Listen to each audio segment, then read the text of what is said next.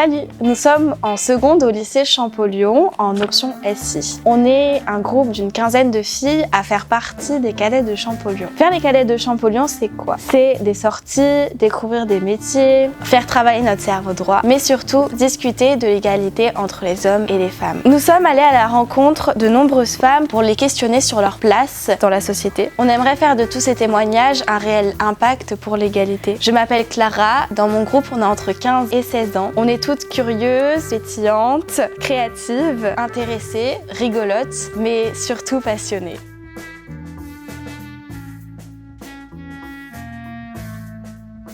Je pense que vous les filles, toutes, vous avez un bon sujet. Je pense que c'est important.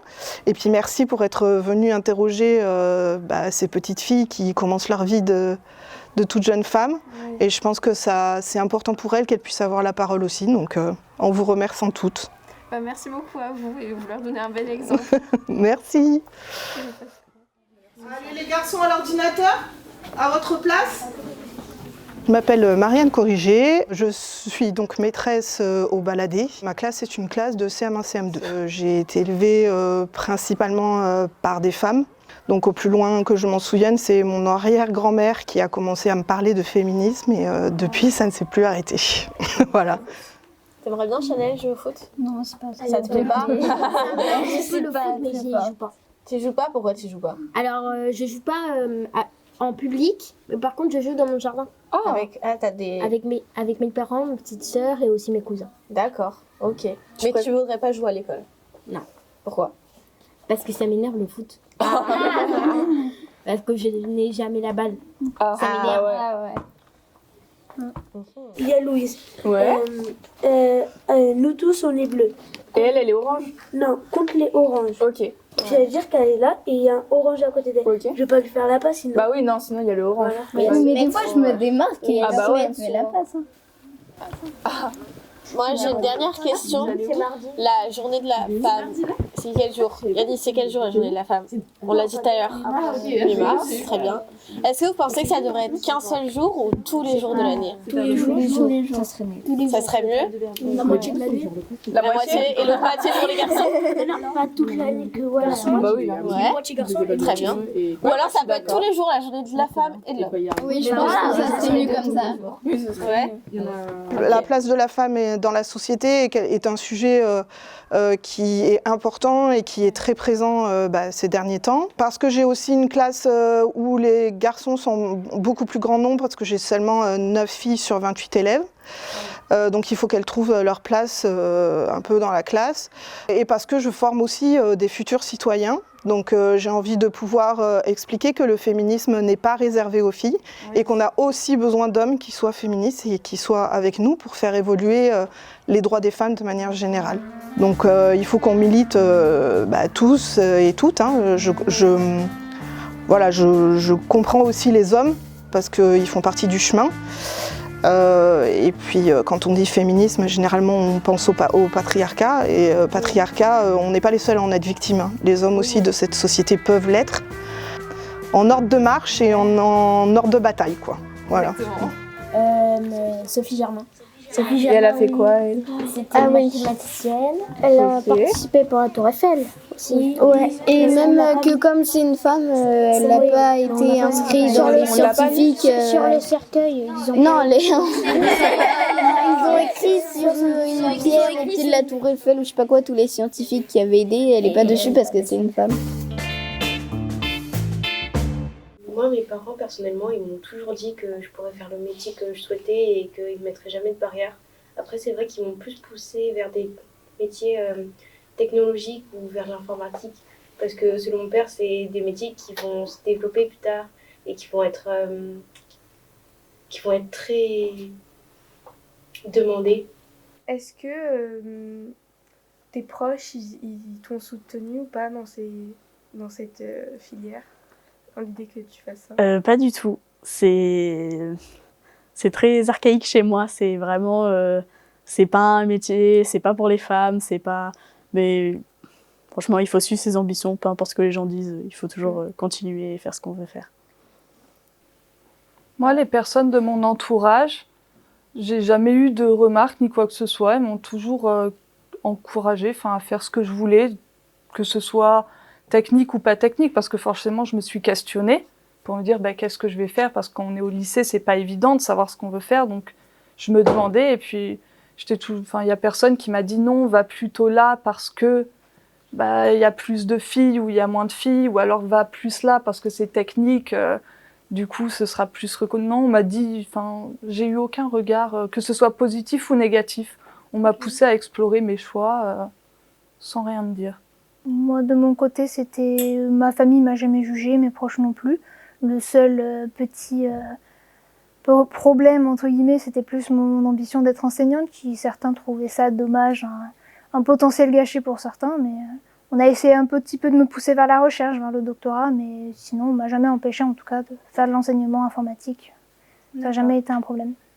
Moi, j'ai eu la chance d'avoir des parents qui m'ont soutenue directement dans cette voie. J'ai commencé à faire de la programmation à l'âge de 14 ans, même un petit peu avant.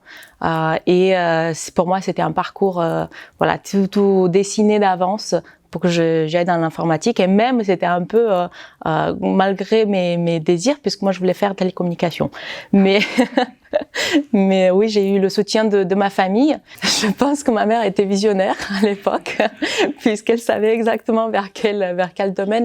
Je pense d'un côté, c'est qu'elle souhaitait surtout qu'on ait un travail sûr à la sortie de l'école. Et l'informatique, l'arrivée de l'informatique, pour elle, c'était pour d'avance ça allait prendre une ampleur conséquente. Et voilà, je remercie encore ma maman, qui est au ciel aujourd'hui, mais ils n'étaient pas du tout dans le domaine, et pourtant, ils étaient visionnaires à l'époque. Et est-ce qu'il y a un moment en particulier où tu as senti que tu étais vraiment à ta place pour ces études ? Je me suis toujours sentie à ma place dans les domaines technologiques, déjà à la base, c'est pour ça que j'ai fait un bac technologique et je suis pas restée dans le général. Mais non, pas plus que ça, vraiment, je me suis toujours sentie bien dans ce que je faisais et dans ce que j'étudiais. Donc. Pour ma part, je me suis toujours sentie à ma place dans les études, si ce n'est personnellement où je me sentais pas le niveau global des études supérieures à certains moments. Mais je me suis jamais sentie mise à l'écart du fait que j'étais une fille. Ça n'a jamais été un souci. Moi, je sais que quand j'étais à l'IUT en informatique, du coup, il y avait quasiment que des garçons, que des hommes. Et il y avait, on sentait toujours qu'il y avait un regard de leur part sur nous, d'élève à élève, comme si on était un peu plus nuls, juste parce qu'on était des filles. Mm-hmm. Alors qu'en fait, du coup, ça a duré les 2 ans d'IUT, il y avait toujours un peu cette... on se sentait un peu, vu qu'on était des filles, on était un peu plus nuls, du coup, comme si pour eux, on méritait moins d'être là. Du coup, pendant ces 2 ans à l'IUT, non. Après, quand j'étais en licence, il n'y avait pas du tout ça. Mais après, je ne pourrais pas expliquer si c'était parce que c'était dans un autre pays, donc une autre mentalité aussi, ou alors si c'était parce que c'était un autre environnement, un autre niveau d'études. J'entendais des fois, quand on a des questions, on appelle le prof, et le prof vient voir ce qu'on écrit, que ça marche pas, pour donner des conseils. Et souvent, quand moi ou ma camarade, mon amie, qui était une fille aussi, on appelait le prof pour demander des conseils, pour dire pourquoi ça marche pas, qu'est-ce qu'il faut que je fasse d'autre. On entendait toujours des garçons qui disaient « Ah, mais le prof, il va les aider parce que c'est des filles. Et nous, si on pose la même question, ils viendront pas nous aider. » Alors que c'était faux. C'est juste qu'ils levaient pas la main ou qu'ils allaient pas demander ou quoi que ce soit.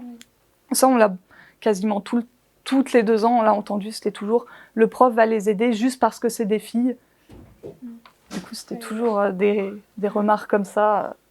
À la longue, c'est un peu pénible. Alors, pour être sincère, au début de mon métier, c'est vrai qu'on a eu tendance à m'exploiter un peu, puisque j'étais déjà étrangère, une femme, et je n'osais jamais dire non, puisque je voulais vraiment montrer mes preuves. Donc, j'ai été un petit peu exploitée à ce niveau-là. Après, au fur et à mesure que moi aussi j'ai pris de la confiance en moi, de l'expertise, ça allait être de mieux en mieux. Aujourd'hui, je ne rencontre plus du tout de problème, en tout cas pas avec mes collaborateurs ou avec les personnes avec qui je travaille. D'autres expériences, par contre, que j'ai eues en tant que technicienne au support, c'est les clients, le retour client qui refusaient de me parler quand je décrochais et me demandaient de parler à un technicien et ne pas à la secrétaire. Donc ça arrive m'arrive encore malheureusement parce que j'ai encore des collègues qui subissent ce type de discrimination. Toi, par exemple, dans ton groupe de travail actuellement, tu es la seule fille avec des garçons. Comment tu ressens? Est-ce que ta parole est entendue? Est-ce qu'à chaque fois, il faut que tu t'imposes? Ou est-ce que naturellement, ça se fait? Comment tu le vis? Non, parce qu'il y a moi qui bosse avec un autre et les autres, ils font rien. Du coup, c'est pas très difficile, quoi. J'avoue que oui. Le groupe n'est pas très équilibré au niveau fourniture de travail. Oui, voilà, c'est ça. D'accord. Parce que tu faire un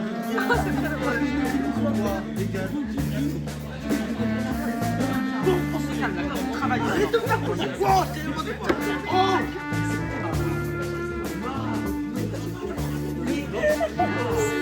Voici les cours ici.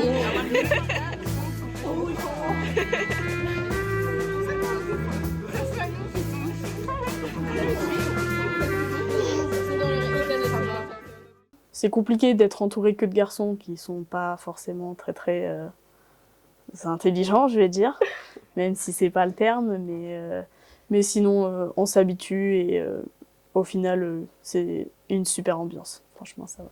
Ok. Est-ce que l'écart entre hommes et femmes dans vos études, ça vous a vraiment marqué ou c'était pas forcément... C'était simple, j'étais la seule.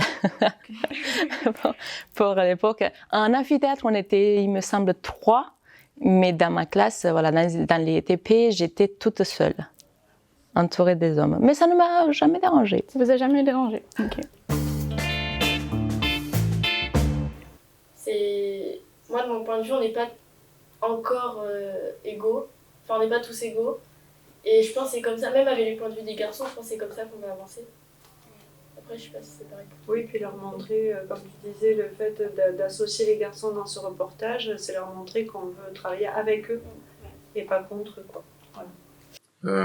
Je pense qu'il y a moins de femmes que d'hommes dans les options scientifiques parce que peut-être que pendant leur enfance, elles ont vécu avec des stéréotypes et des préjugés et du coup, peut-être qu'elles n'ont pas osé prendre les options à cause de ça. C'est aussi parce que parfois, je pense qu'elles n'ont pas de modèle forcément dedans, qu'elles ne peuvent pas s'identifier à des personnes qui ont pris ces options. Ouais, sûrement. Même si il y a quand même quelques personnes comme Marie Curie. Ok. Et pour vous, il y a combien de filles dans les options que vous avez prises en sciences d'ingénieur? Nous, dans notre classe, il y a peut-être une petite quinzaine de filles dans notre classe de sciences d'ingénieur.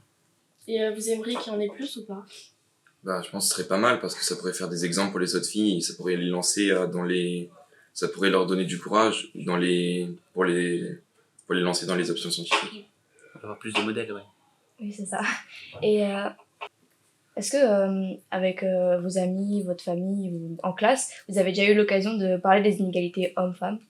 En EMC, mais sinon avec ma famille, non, pas trop. Moi, oui, à chaque repas de famille, quasiment, il y a un débat sur ça. Parce que mon père, il aime bien piquer ma tante sur ça. Donc, à chaque fois, c'est presque une dispute, mais c'est drôle. Ouais. Et est-ce que le débat avance? Oui, ou à chaque fois, c'est la même... Oui, à chaque fois, le débat, ça avance, c'est pas la même conclusion à chaque fois? Oui, non, voilà, c'est pas la même conclusion. Est-ce que vous auriez envie de nous aider à plus donner envie aux filles de venir?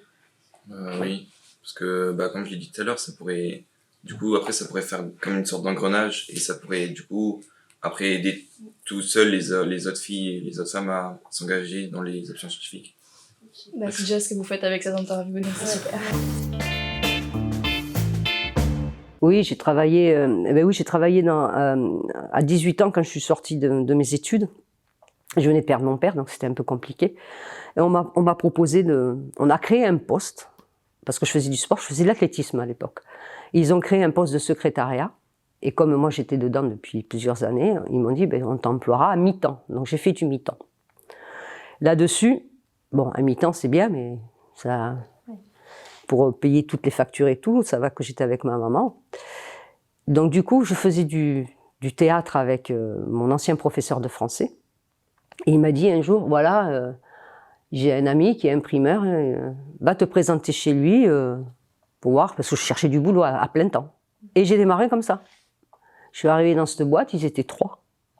Donc c'était aux Arceaux, à Montpellier. Et j'ai démarré comme ça. Et j'ai appris sur le tas tout mon métier. J'ai appris tout ce qu'il fallait faire. Mais au fur et à mesure. Pour ça, n'hésitez pas, même si vous n'êtes pas de métier, que vous voulez faire une reconversion, vous avez fait des études sur ça, mais vous avez envie de faire ça, n'hésitez pas. Tout peut s'apprendre. Il suffit d'avoir la volonté. Si c'est quelque chose que vous sentez que vous avez envie de faire, de vous à vous, au fond de vous, je me sens bien là, je sens que c'est quelque chose que je veux continuer, de ne pas laisser les paroles ou le regard des autres vous affecter. C'est un peu dur à dire, de dire il faut faire abstraction du regard des autres et des commentaires, parce qu'on a tous des commentaires des fois un peu désagrégeants, enfin dégradants, parce que juste on est des femmes, mais qu'il faut essayer d'abstraction de ça, parce que on vaut mieux que juste les commentaires des autres, parce qu'on sait qu'on doit être, qu'on veut être là, du coup il ne faut pas abandonner et rester sur notre voie qu'on veut suivre.